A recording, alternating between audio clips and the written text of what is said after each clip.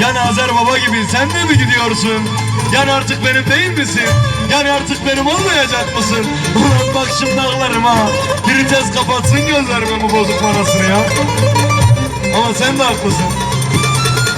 O İstanbul, o Ankara, o Mersin, bu Elazığ acımızı kaldıramayacağımız kadar dardı. Ters gidiyor her şey. Ya baba, anlam veremediğim bir şeyler vardı.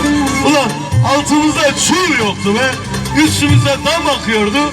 Yine de millet gözünü dikmiş bizim sevdamıza bakıyordu. Ne oldu size be güzel insanlar ya.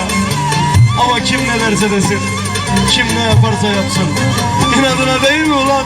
Seviyorum seni be. Ulan işte seviyorum seni be. Ulan nereden inceldiyse oradan kopsun işte be.